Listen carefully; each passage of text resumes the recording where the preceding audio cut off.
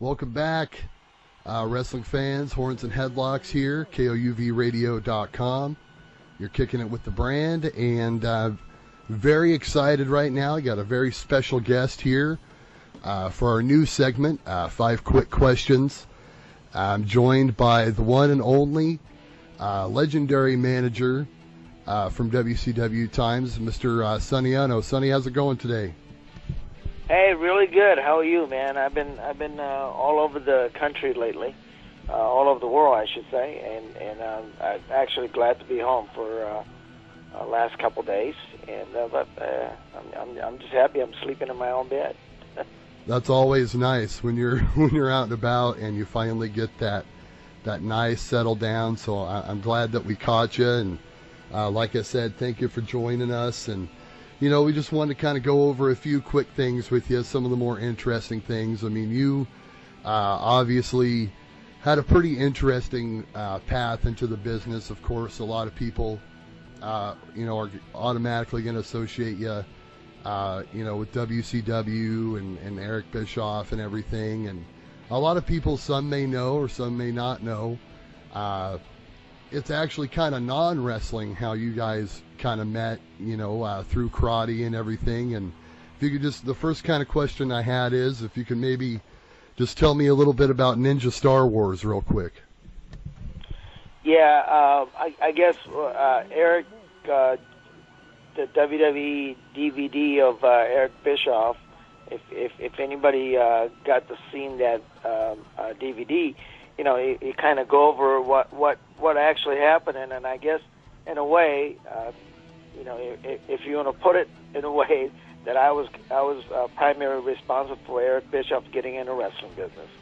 What generally happened was that back in the days, and Eric and I were many times traveling mate, traveling from on a weekend going to a karate tournament, and all over the country.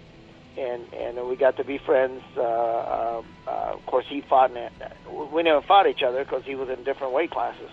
But so we got to be a pretty good friend, traveling and stuff. And so we knew each other. And I had created this game.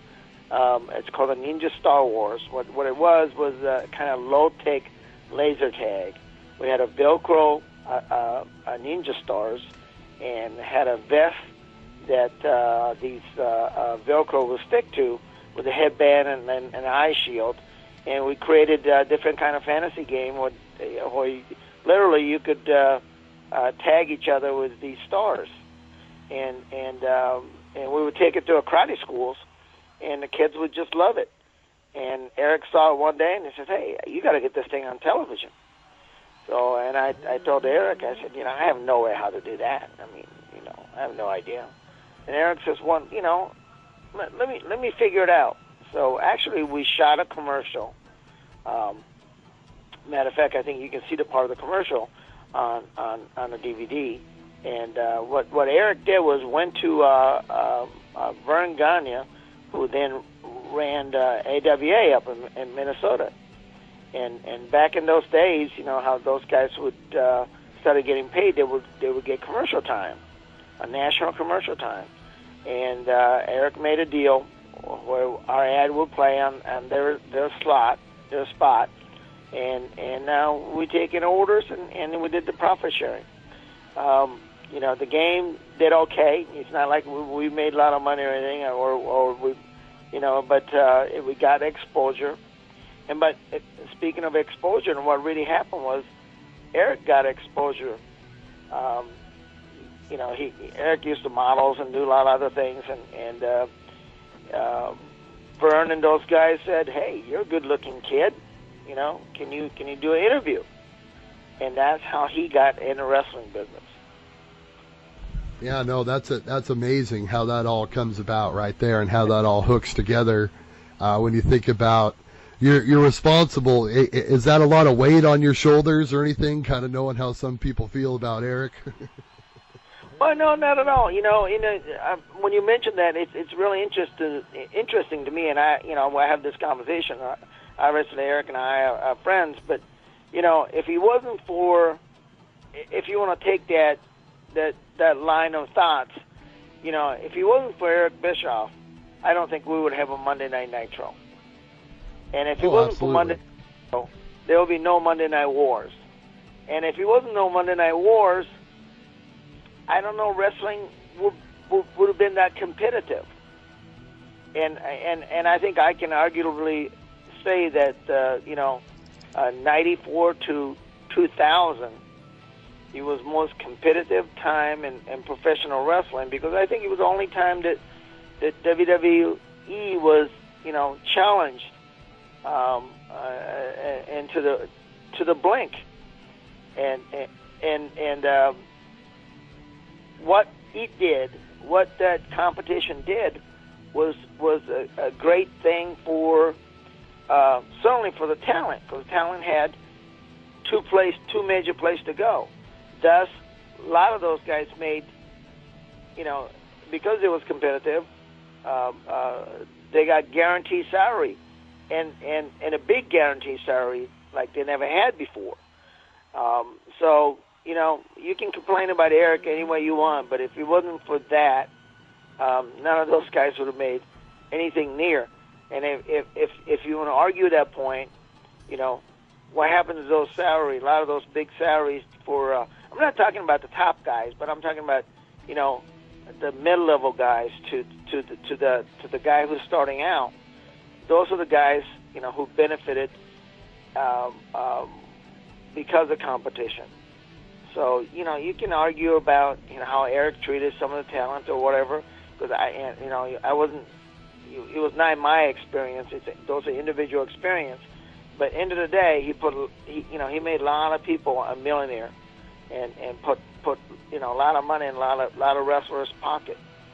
And when that competition went away, so did those salaries for mid-level guys and the beginners. The guy who's getting into business. So you can argue any way you want, but I think it was one of the best time for a talent. And of course, end result was for wrestling fans who had a great product and exciting Monday night to watch every week.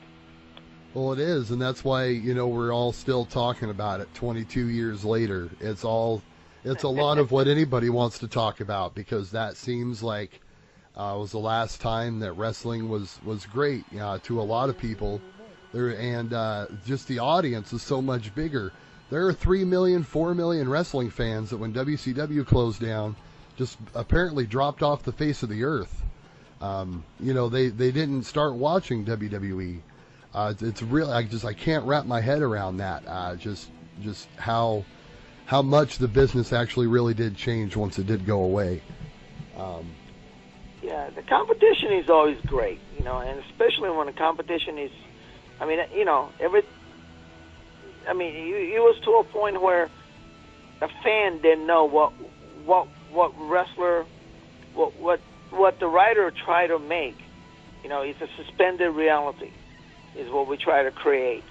And because there was actual competition, and there was Eric challenging Vince McMahon to a match on the Monday Night Nitro. A lot of stuff was being pushed. The envelope was definitely being pushed. What was real and what was not. And I think that's what made those times so exciting. So Eric brings you into WCW right around 93, 94, somewhere in there, right? So but you were doing different stuff at first. And was the end game always going to be that you were going to kind of end up being a manager, or was it just kind of play it by ear? How was it like first coming in? Well, let me tell you how I got in the business. Eric calls me one day. He knows I'm a car guy, so he's proud of his black Corvette that he always wanted that he got. So he's on the way home from the CNN Center. And he's calling me and telling me that he's got this black jet. So we're talking nothing about business. And first of all, I don't know anything about the business. Because my background's in martial arts, and I competed in a world class at Professional Karate Association back in the day as a kickboxer. And so that was always our thing. You know, he went on to television, and then we always talked about wanting to do a kickboxing show, or you know, bringing kickbox to the forefront. And he says, "Hey, I'm going to Japan. Why don't you go with me, and we can maybe talk to these guys about, you know, doing some kickboxing." I said, "Yeah, that'd be great." So he tells me the date. 2 weeks afterward, we're supposed to go, and a few days before we're supposed to take off, I don't hear anything. So I finally call him up, and of course his reaction was, "You're the guy I was talking to." So he kind of forgot that he actually invited me to go to Japan with him. So anyway, a couple of days later, we take off, and he doesn't tell me anything about we're meeting with the New Japan Pro Wrestling. I said, "Well, great. You know, who are those guys?" Well, you know, they're involved, and you know, they're the biggest thing in pro wrestling in Japan. And of course, we knew, you know, I knew Masa Saito from, not in personal level, but you know who he was from watching AWA, and so we have a meeting with these guys, and there's 5 of the meanest-looking, huge Japanese guys, obviously really pissed at us, and obviously I don't know why or anything else, and you got a guy named like Sakaguchi, who's the national judo champion, Olympian. You got Masa Saito, who's also Olympian. And you know what Masa looked like. Just staring you guys down, huh? Oh, yeah, you know. And you got Choshu.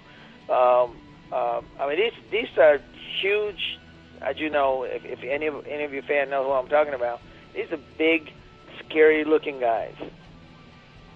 And, you know, they're looking at us, not saying much. But as Eric started to speak, Tiger Hattori, he's a referee, but he's also lives in New York, a Japanese guy who's fluent in English and Japanese. He says to me, he goes, "Sonny, you translate." So for the first time, I am translating what the word that is actually coming out of Eric Bischoff's mouth. And as I hear Eric and as I translate, I'm realizing that prior management of WCW has taken somewhere close to $500,000 from New Japan to send talent, American talent, to New Japan. And that was a deal, but in the past 12 months, they didn't send any talent at all. Oh, so you're just thrown in the middle of all this. Yeah, so, you know, all of a sudden I'm realizing, oh, gee, you took $500,000 from these people and then fulfill you part of your contract. You know, I'm thinking about this time, you know, I'm starting to sweat and thinking that I'm going to end up on in Tokyo Bay somewhere. Right, because there's Choshu sitting there, and you know, they're just like, yeah, you, and I'm representing the people who took the money and then deliver. So Eric goes on to say, "Hey, you know, I'm here to apologize for what happened for the prior management, and that let us make it up to you this year. Let us send you the talent and make up for, you know, what we didn't do in the last 12 months." So they agreed to that, but one of the things they said, Masa Saito says to Eric Bischoff, "Who's going to be our contact person?" And Eric, without skipping a beat, and he goes, "Oh, that'll be Sonny, because he can get to me, you know, 24/7. So that's how I got in the wrestling business. Yeah, just bing, bang, boom, huh? That's an I awesome story. I said, Eric, I don't work for you. What are you talking about? And he said, no. He said, "Now you work for me now." And so that's basically, you know, that's how I got in the business. And you talk about how I became that the character on television was that you know, help of people like Jimmy Hart, Bobby Heenan, Mean Gene Oakland, Masa Saito. Those are the guys that says, "Hey, we're going to start doing the talent exchanging thing. We want to start bringing, you know, New Japan talent into WCW." You had Jushin Thunder Liger, guys like Kanemoto, of course Kinsuke Sasaki, Masa Saito, Chono, Muda, and those are great stars that the New Japan had established. And I was lucky enough when they none of them spoke English, so they needed the Evo Japanese manager, and of course that's American version. Right. But that's how I got into business as their mouthpiece, and it was a great time. I mean, one of the things that, because of Monday Night Nitro and because of 3-hour televisions and Thunder and we needed talent. So New Japan talent certainly filled a spot, and our talent filled their spot to be able to.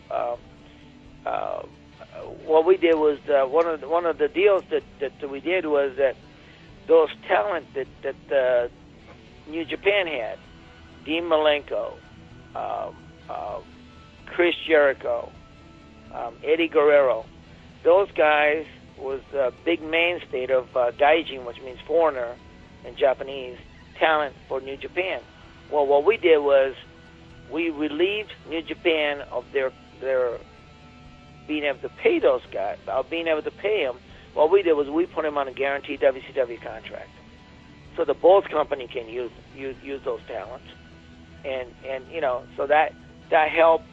It was a win-win-win for everybody, and because of that, guys like Chris Jericho, Ultimo Dragon, those guys came in, Rey Mysterio, and those guys came in to create, a cruiserweight division, which made us different than WWE.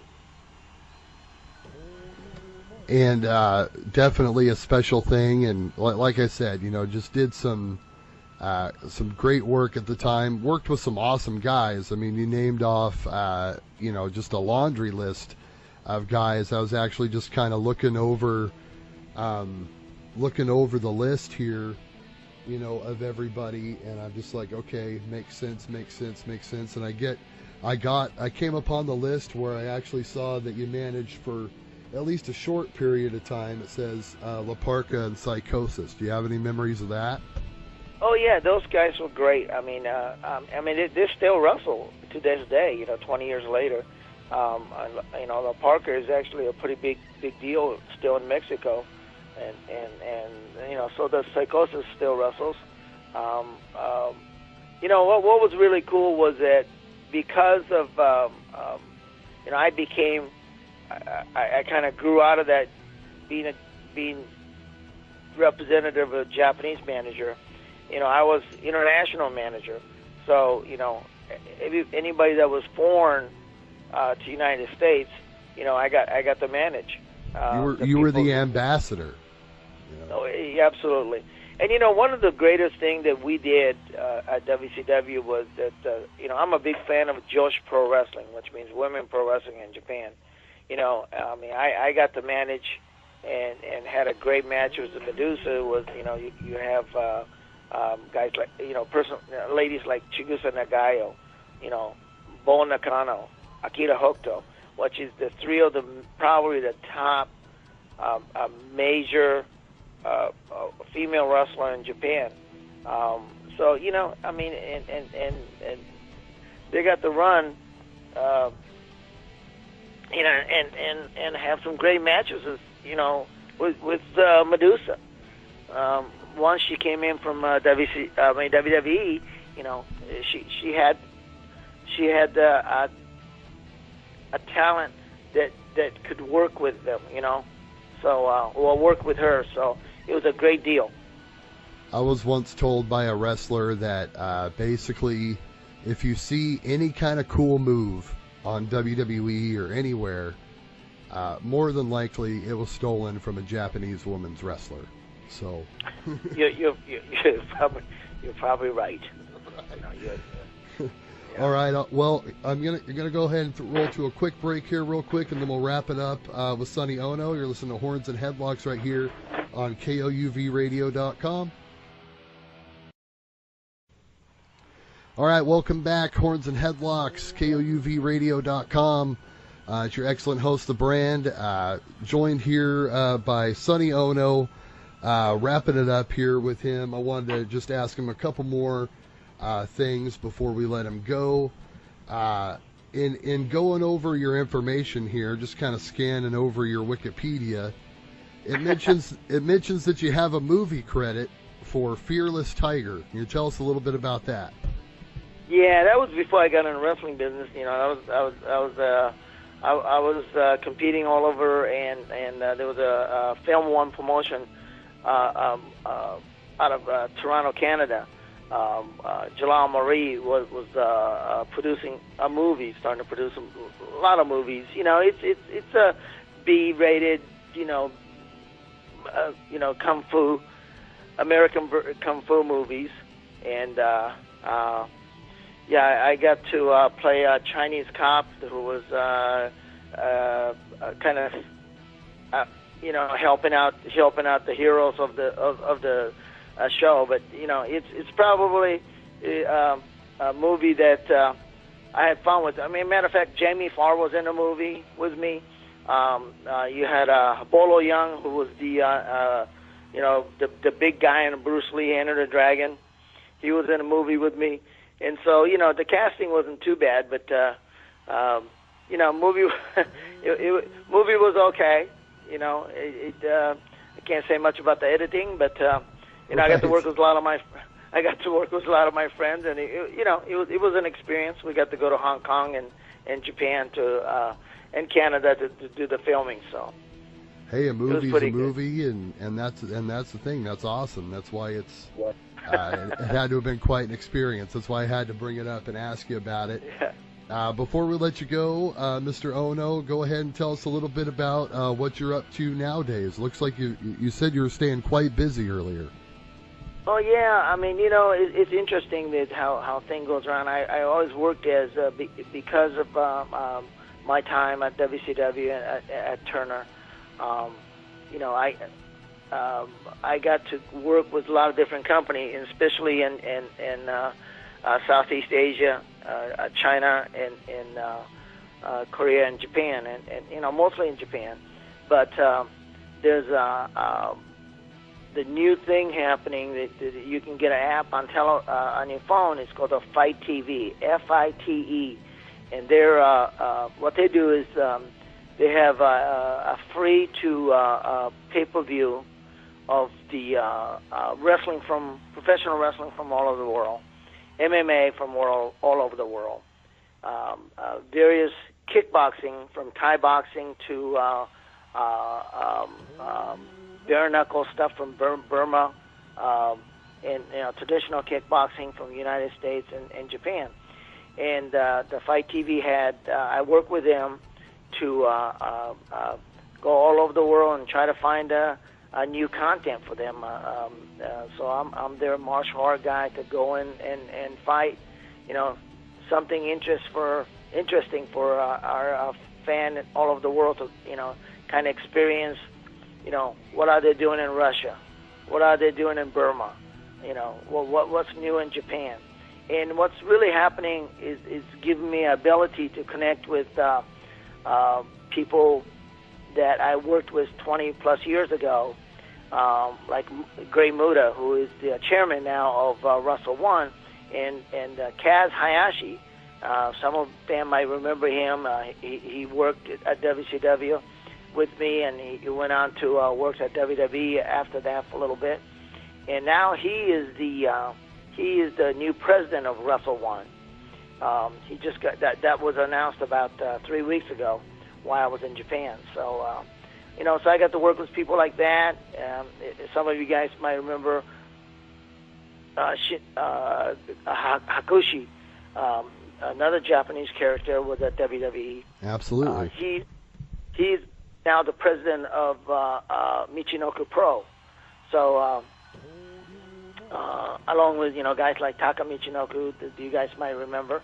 So, those guys, so what's really happening is that because of a new platform with a digital TV, you're going to be able to see these guys on Fight TV, very soon. No, that's awesome. I've definitely checked that out. The Fight TV. It's the Fight app, right? I believe I've downloaded it before. Yeah. Yeah, FITE. And you can. What's cool about that is when you download it, and it streams to your phone, but by pushing one button, you can play on any smart TV. Right. Boom. It's right there on your TV. Right. No, yeah, just checking it out and just all the promotions. I just like it. It just made my head just want to go. Just like I wish I had 3 more lives so I could watch all this wrestling and this MMA and all this stuff that it has. It's a lot of great stuff. So yeah, absolutely. Yeah. So that's what I'm. I work with them to acquire content for them. So it's really cool. We just did. I can't mention the name yet, but we're going to be bringing in one of if it's not the top, one of the top MMA promotion out of Shenzhen, China, which is right outside of Hong Kong. They're going to be, we're going to be putting their stuff together.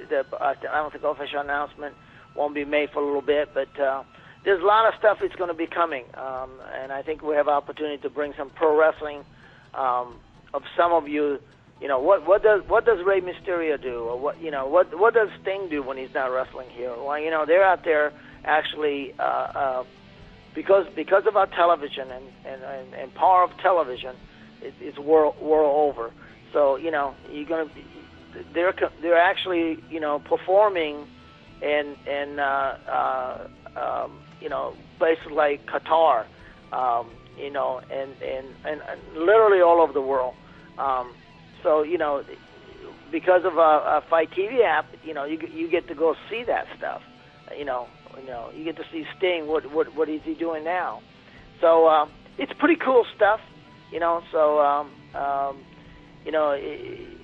what I love about it is that because of literally, there isn't a lot of place. Like we were talking about earlier, about not having, only having really one big company here in the United States.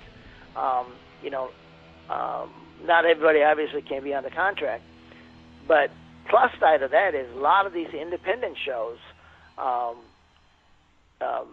have all those big stars that you watch on television, show up at the local independent show, and they're much more approachable.